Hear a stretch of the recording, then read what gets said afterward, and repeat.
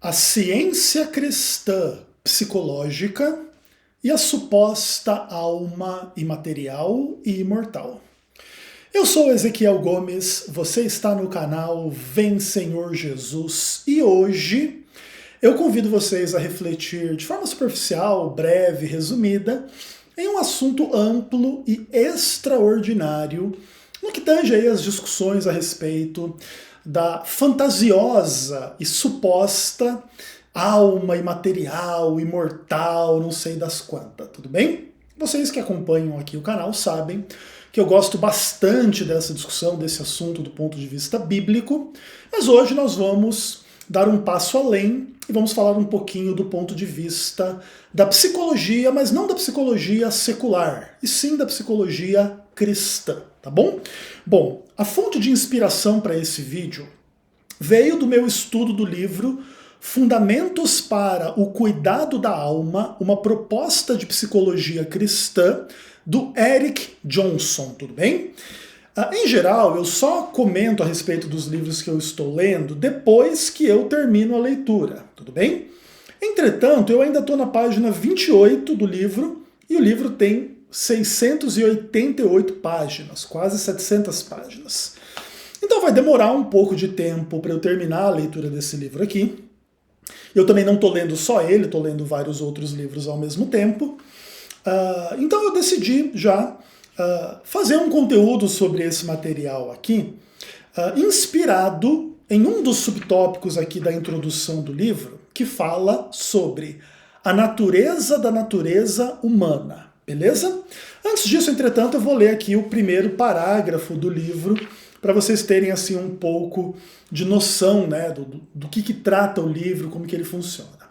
Aí o prefácio do livro diz assim: existem poucos assuntos sobre os quais os cristãos divergem muitíssimo, tendo opiniões distintas, e estão mais profundamente divididos que a psicologia e o cuidado da alma.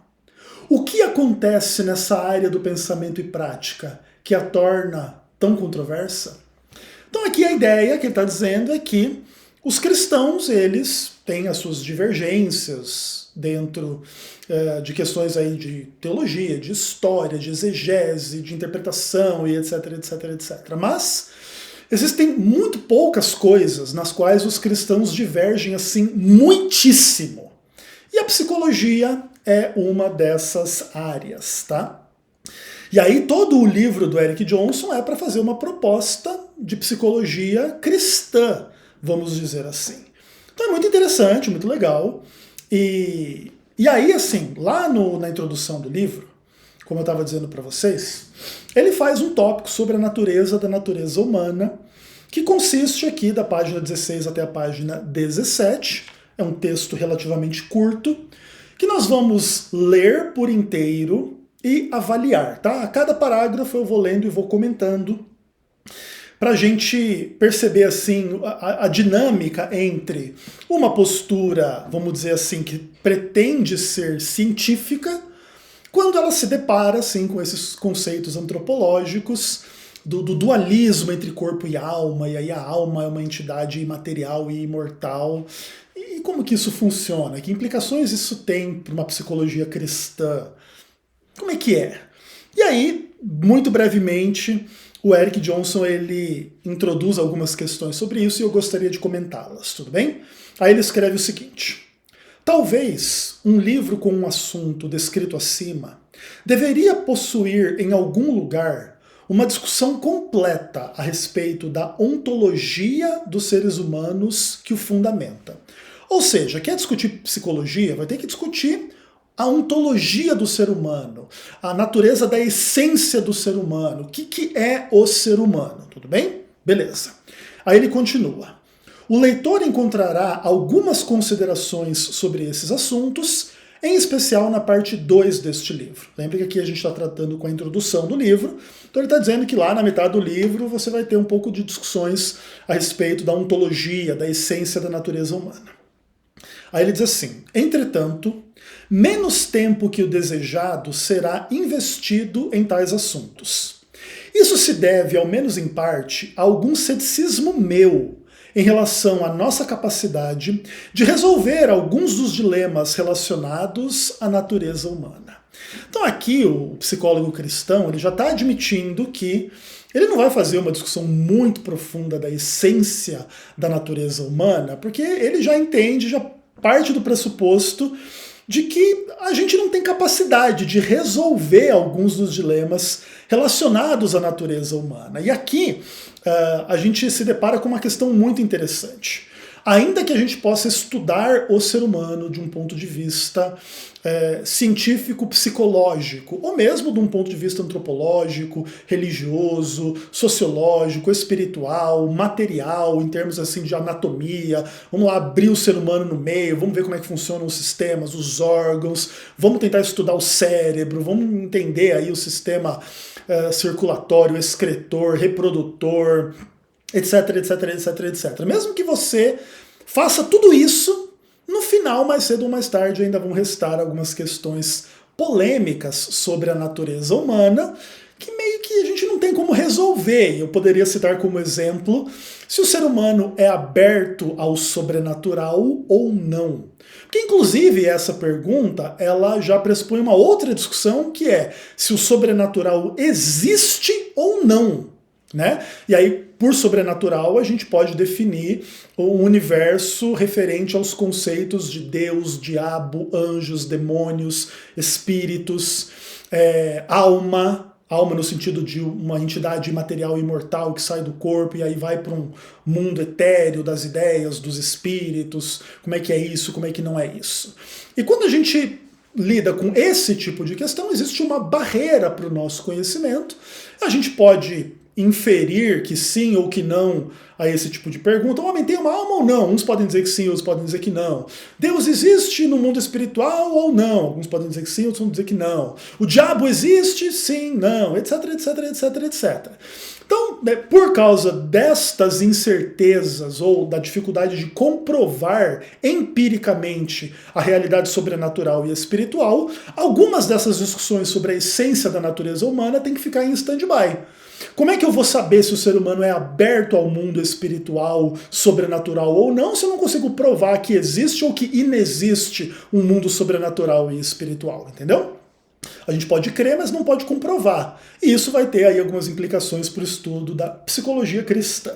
Aí ele continua dizendo o seguinte: acredito que sou um pouco como um novo misterioso, ver McGee, ano 2000. Está dando uma referência bibliográfica de um conceito que fala assim do novo misterioso, dos mistérios da natureza humana, que é alguém que se questiona se os seres humanos possuem a capacidade cognitiva para serem capazes de explicar satisfatoriamente o relacionamento entre o cérebro e a alma. Opa!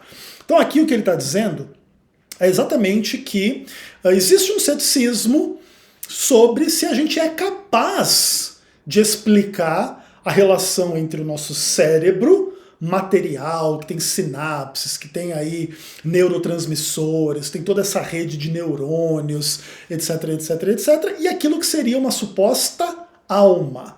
E aí ele diz que ele tem um certo ceticismo se a gente é capaz de fazer essa explicação ou não. Aí ele diz assim, mas talvez tudo o que eu esteja questionando é se eu sou capaz ou conseguirei compreender isso algum dia. Então, enfim, ele está dizendo talvez que a dúvida dele pode não ser uma dúvida sobre a capacidade da humanidade em elucidar a relação entre o cérebro e a alma, mas ele duvida que ele seja capaz de fazer isso. E aí ele diz assim, mas eu reconheço que algo precisa ser dito antes de embarcarmos nesta jornada. Então, muito interessante aqui a postura do cientista cristão, demonstrando inclusive algo do seu ceticismo, da sua dificuldade de lidar empiricamente com o conceito de alma na relação com o cérebro. E aí ele continua dizendo assim: a Bíblia e o senso comum me convenceram que a dicotomia percebida entre corpo e alma, incluindo o cérebro e a mente, universalmente comum à experiência humana, é uma distinção fundamental. Opa! Então aqui o autor psicólogo cristão ele já está dando a deixa de que ele já se convenceu de que a dicotomia tradicional entre corpo e alma é importante, né? Essa dicotomia ela é importante e ela é fundamental. Então é fundamental fazer uma distinção entre corpo e alma, na visão do psicólogo cristão, com a qual eu não concordo, tudo bem? Só para deixar claro. Entretanto, uma coisa interessante que ele coloca aqui é que a distinção entre corpo e alma inclui a mente e o cérebro. É como se ele estivesse dizendo o seguinte, que no nosso estudo da dicotomia entre corpo e alma, a mente, o cérebro, pertencem ao universo do corpo, não ao universo da alma. Tudo bem? Isso vai ser importante daqui a pouquinho. E aí ele continua dizendo assim: além do mais, para mim, parece que não existe maneira alguma de compreender essa dicotomia, particularmente a existência da alma no estado intermediário, após a morte e antes da ressurreição, sem uma noção de que a alma é um tipo de substância imaterial. Opa! Então aqui, o psicólogo cristão, o Eric Johnson, ele está deixando clara a visão dele. Ele está dizendo que para ele é impossível compreender estas questões se a gente vai pressupor a existência de uma alma humana que existe depois da morte, mas antes da ressurreição, sem compreender que essa alma ela é imaterial. Isso é uma questão de lógica e uma questão de pressuposto na leitura do tal do psicólogo cristão. Todavia, é importante você que me ouve entender que aqui o nosso amigo Eric Johnson, ia confundir o nome dele com William Johnson, que é um teólogo adventista que inclusive faleceu há pouco tempo. Esse aí já sabe se a alma é imortal ou não. Ele está fundamentando essas ideias dele aqui, dizendo que a Bíblia e o senso comum o convenceram de que existe uma dicotomia entre corpo e alma e que a alma é imaterial para poder sobreviver à morte e estar viva antes da ressurreição, tudo bem? Agora, uma coisa que é importante a gente dizer é que, por exemplo, no aspecto da imaterialidade da alma, o Eric Johnson não poderia fazer referência a nenhum texto bíblico para comprovar a sua ideia. Por isso, este aspecto específico da sua compreensão vem, como ele mesmo diz, do senso comum e não da Bíblia. Vou até tentar enfatizar para mostrar para vocês aí como é que ele argumenta. Tá vendo lá? Ó? A Bíblia e o senso comum, tudo bem? Então, senso comum escrito ali entre aspas. Então, o que ele está querendo dizer? Que, além da Bíblia, ele considera a tradição filosófica da compreensão tradicional entre a dicotomia entre corpo e alma, e ele admite isso para fazer aí para ter a sua compreensão, para desenvolver a sua compreensão de que nós temos um corpo material que envolve um cérebro, a nossa consciência e etc. E também temos uma alma imaterial para sobreviver à morte do corpo e viver fora do corpo, mesmo antes da ressurreição, num estado intermediário. Legal? Eu estou sendo bem cuidadoso com a leitura aqui para vocês compreenderem bem o que está sendo dito, tá?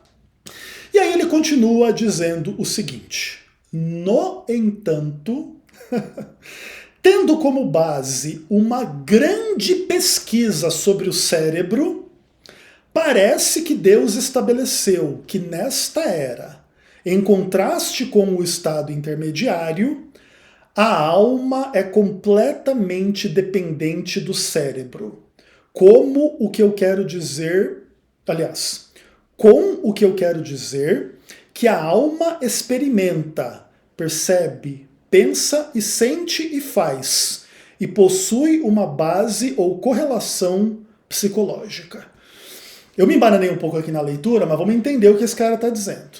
Então ele está dizendo que, na leitura bíblica dele, informada pela tradição, pelo senso comum, ele chega à conclusão de que há dicotomia entre corpo e alma e que a alma é imaterial e sobrevive à morte do corpo num estado intermediário, depois da morte e antes da ressurreição.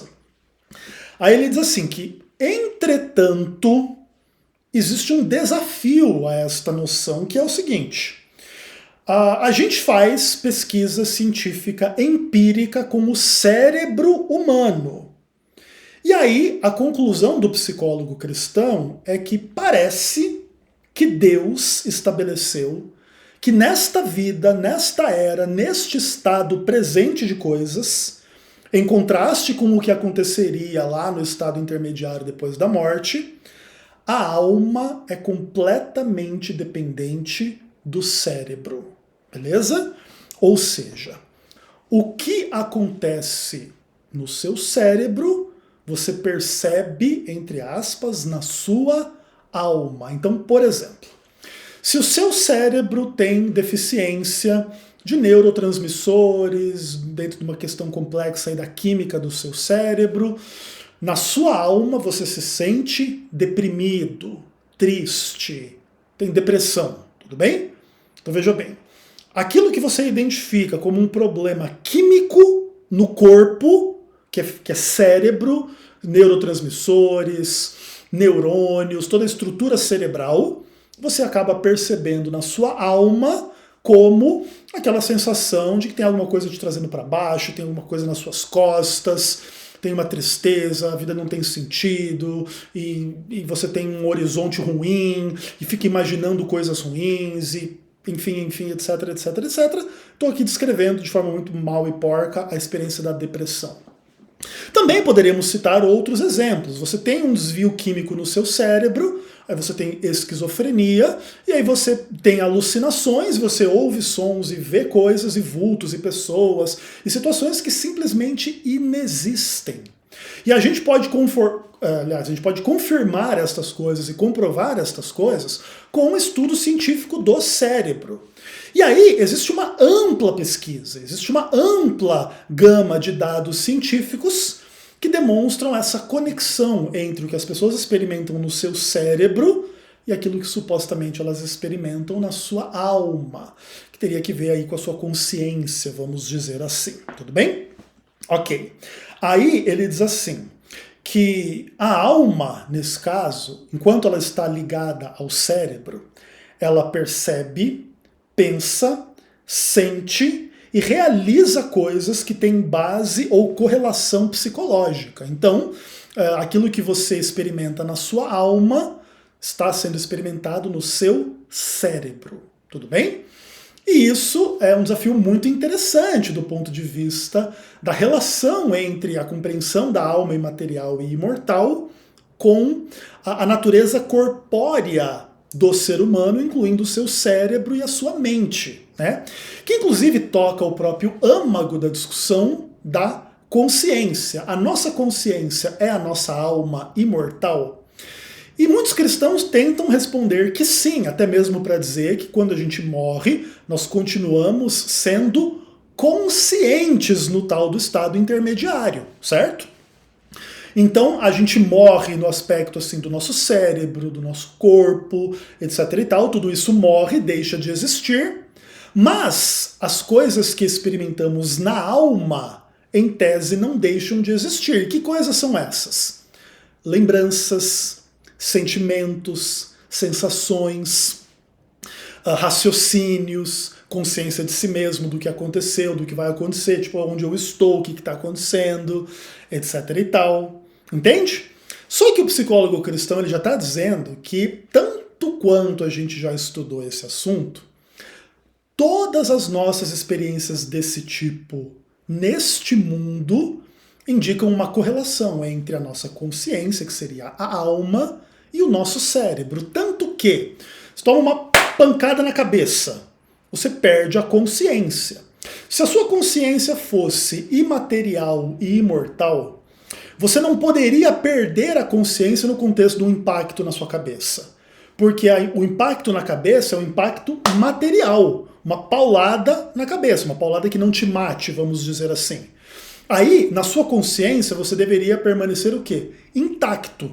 Por quê? Porque a sua alma é imaterial. Se a sua alma está na sua consciência, ou a sua consciência é a sua alma, você não poderia desmaiar com uma pancada na cabeça. Inclusive, nesse aspecto, você não poderia ter consciência de dor, porque a dor pertence ao universo da matéria, do nosso sistema nervoso central, conectado ao nosso cérebro, à nossa medula, à nossa espinha, que irradia para o corpo inteiro. Então você corta o dedão do pé, você sente a dor na consciência. Mas se realmente nós fôssemos uma alma imortal em termos de consciência, não poderíamos sentir dor ao cortar o dedão do pé.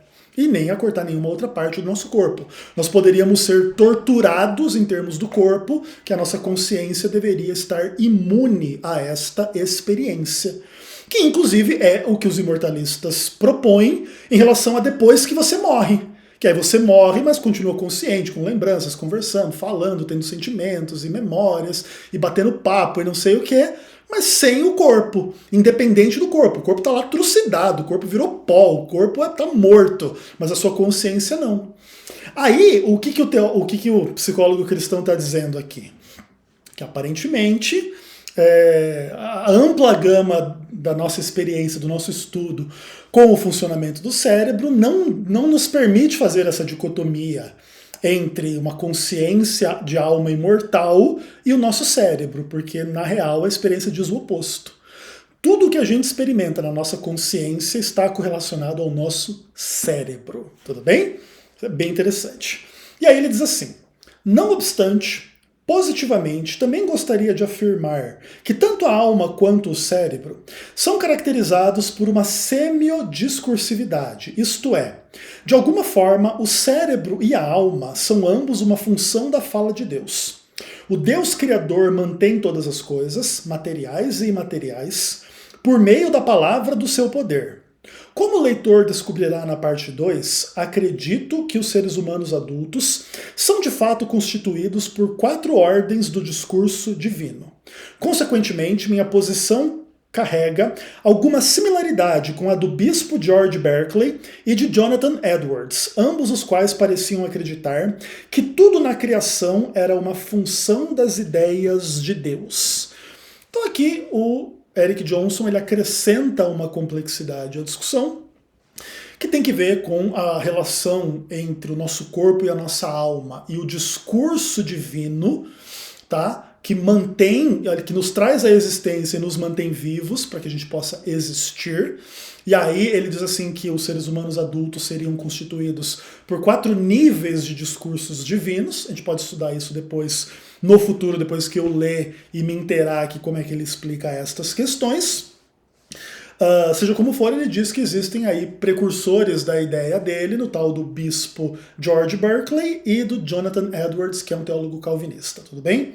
Ok, aí ele continua dizendo assim: além do mais, a alma, embora em alguns aspectos simples, por exemplo, não pode ser cortada em partes, também aparece se desenvolver ao longo da vida para uma estrutura dinâmica maior, metaforicamente, e mais complexa.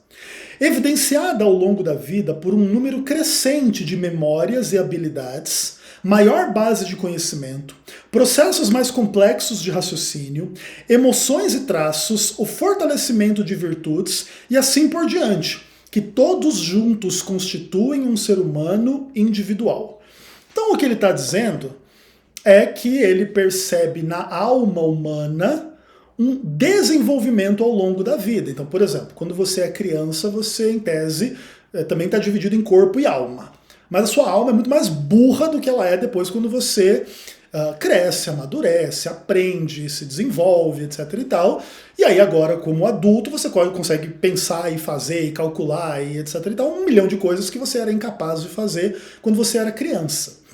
Mas tudo isso acontece no âmbito daquilo que seria a tal da alma, da consciência imaterial e imortal.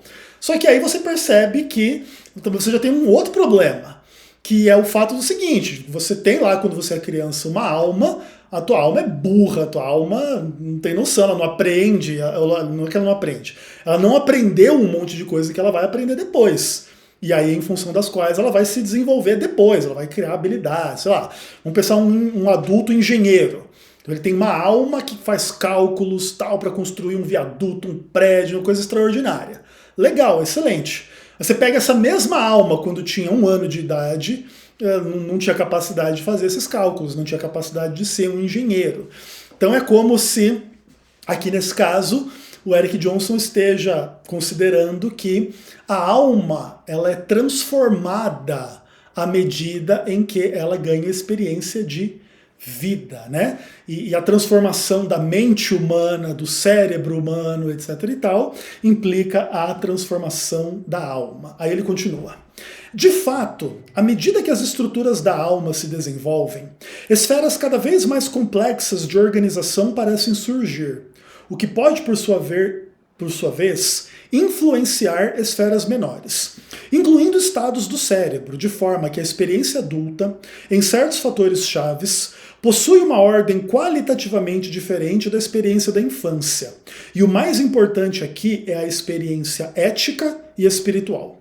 Contudo, de alguma forma, toda a complexidade acima ainda depende nesta vida da maturação e organização do cérebro, guiada pela experiência.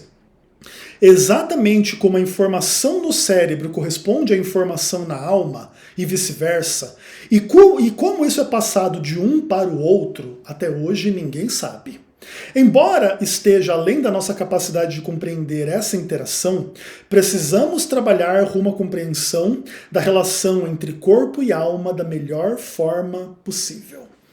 Aqui a gente começa a perceber um problema que nós, mortalistas, não temos e que os imortalistas têm. Porque dentro da nossa percepção, essa ideia da consciência como uma alma imaterial imortal que sai do corpo, permanece viva, mesmo antes da ressurreição, depois da morte, é uma ideia absolutamente fantasiosa. Essa aqui é a verdade. E aqui a gente percebe como que alguém que trabalha com essas questões de um ponto de vista científico começa a ter que atribuir uma complexidade infinita, uma complexidade insolúvel, um problema que ninguém é capaz de compreender, que ninguém é capaz de comprovar, que ninguém é capaz de demonstrar como é que funciona essa suposta relação entre o cérebro e a suposta alma imaterial e imortal, que mais cedo ou mais tarde carrega uma implicação assim muito irônica e muito curiosa, né? É óbvio que isso vai acontecer. Por quê? Porque se você pressupõe que o ser humano é o que o ser humano não é, que o ser humano tem o que o ser humano não tem, é óbvio que mais cedo ou mais tarde você vai ter dificuldade de explicar esse negócio. Entende? Porque veja bem, se eu dou uma paulada na sua cabeça sem te matar, que você desmaia, é um simples fato. Isso já demonstra que a sua consciência não é feita de uma entidade imaterial que está imune às questões da ligação com o que acontece no cérebro, fisicamente. Tanto de um ponto de vista de paulada, como eu estou explicando aqui, como do princípio de questões do funcionamento químico do cérebro, que inclusive dá origem a problemas como esquizofrenia, depressão, como a gente já destacou. Entende? Se a alma, a consciência, fosse essa entidade imaterial, ela não poderia estar afetada por nada que acontece no âmbito da matéria. E o fato da nossa consciência se desenvolver ao longo do tempo, nós sermos pessoas diferentes quando a gente é criança de quando a gente é adulto. Depois que a gente amadurece, aprende 1 milhão de coisas, aprende até a usar o nosso próprio cérebro, coisa que quando a gente é criança, a gente ainda está aprendendo. Isso inclusive já demonstra que toda essa fantasia da nossa consciência como essa entidade imaterial extracorpórea, ela é absolutamente ilusória. E ela é uma mera hipótese com a qual as pessoas trabalham, não em função da Bíblia dizer que a alma é imaterial, mas simplesmente as pessoas negarem a realidade da morte e com isso se conectarem às fantasias satânicas e pagãs de que o ser humano é imortal, mesmo depois de ter cometido pecado, e aí criar essa fantasiosa dicotomia entre corpo e alma, e aí quando chega na hora de explicar, aí você tem que lidar com coisas desse tipo. Até hoje ninguém sabe como é que isso funciona, mas vamos tentar, né? Entende? E aqui a gente toca assim um pouco da questão que é muito interessante. E aí por fim ele diz assim: como se isso não fosse complicado o bastante, o Espírito Santo é a causa eficiente última de tudo isso. Uma atividade que podemos chamar de providência. E além disso, ele poderia intervir nesses sistemas quando quisesse. Mas na maior parte do tempo ele parece se contentar em trabalhar com as estruturas criadas, tais quais se apresentam, transformando-as de modo gradual por meio da facilitação da atividade humana divinamente incrementada. Por conseguinte, o Espírito Santo tem a responsabilidade final por toda a bondade no corpo e na alma humana. Hesito no momento em ir além destas posições bastante incompletas. Então aí ele vai trazer assim a questão de que na psicologia cristã a gente vai ter que lidar um pouco com a presença do Espírito Santo, a influência do Espírito Santo, para dizer que inclusive curas e coisas boas na natureza humana devem corresponder à atividade do Espírito Santo e não a uma capacidade inerente da alma, ou da mente, ou do cérebro, ou do corpo, do que quer que seja, ou das terapias e tudo mais. Mas que aí ele hesita em avançar além destas questões muito incompletas. Nesse caso aqui, a gente percebe algumas questões assim muito interessantes, muito legal, de perceber assim como que os imortalistas, ao tentarem trabalhar as questões da alma imortal de uma forma mais científica, no caso, por exemplo, do estudo da psicologia, eles começam a lidar com os problemas da sua própria posição. Inclusive, esse é um dos motivos pelos quais a psicologia é uma coisa controversa. Por quê? Porque quando você começa a explicar aquilo que seriam realidades da alma, por meio do apelo à sua infância, a traumas, a um bom ou mau desenvolvimento, questões químicas do seu cérebro, etc, etc, etc, etc, você começa a ter uma explicação naturalista para aquilo que antes se acreditava estar no mundo do sobrenatural, dos espíritos, das almas, de Deus e do diabo. O temor de alguns cristãos é que, conforme a gente entender mais e melhor as dinâmicas psicológicas humanas, a gente vá se desvencilhando da compreensão sobrenatural e espiritual das coisas. A gente vai parando de acreditar em Deus e diabo, em anjos e demônios, em espíritos e almas, e etc e tal, entendeu? Todavia, da nossa parte, por exemplo, que somos cristãos mortalistas, que não temos essas dificuldades com a fantasiosa alma imaterial e imortal, o que a gente diz é o seguinte: baseados na Bíblia, nós podemos dizer com absoluta confiança que a alma é o ser humano, inclusive constituído dos seus aspectos físicos, tanto em termos de corpo como de mente ou cérebro, tudo bem? E que quando nós exalamos o fôlego, né, devolvemos o espírito, que no caso é o fôlego de vida, que nos mantém respirando e vivos, toda a nossa consciência, toda a nossa experiência perecem na experiência da morte, tal qual é descrito biblicamente de forma específica, lá, por exemplo, no livro de Eclesiastes, capítulo 9, verso 5, verso 6 e o verso 10. E em função disso, nós entendemos que atribuir ao homem uma alma sobrenatural, imaterial e imortal é simplesmente um equívoco. Esse equívoco tem uma história que vem lá da filosofia grega, vem lá da pregação de Satanás no Jardim do Éden, que incitou o ser humano a pecar e lhe disse que ele não iria morrer. Mas Deus falou o exato oposto: se você pecar, você vai morrer. E nesse caso, Deus não fez uma dicotomia dentro do ser humano para dizer o seguinte: se você pecar, metade da sua natureza morrerá e a outra metade permanecerá intocada pela morte, porque eu te criei como uma alma imaterial e imortal. Essa narrativa, ela não só inexiste na Bíblia, como ela contradiz a palavra de Deus frontalmente. E é divertido ver psicólogo cristão começar a lidar com o estudo da alma no sentido do estudo dos sentimentos, dos pensamentos, dos raciocínios, da consciência humana, e perceber que tudo isso está conectado à experiência corpórea, física, cerebral do ser humano, e é simplesmente uma fantasia você crer que todos os sentimentos, razões, raciocínios e consciência humana permanecerão após a morte. Isso você só pode, inclusive, pressupor isso e concluir isso se você disser o seguinte: que a vida funciona de um jeito aqui e vai mudar completamente de outro jeito depois que você morrer. Então, por exemplo, você toma uma paulada e perde a consciência porque você está aqui. Se eu desse uma paulada um pouquinho mais forte, você morresse ao invés de meramente desmaiar, aí você não perderia a consciência, você permaneceria plenamente consciente como uma alma imaterial e imortal.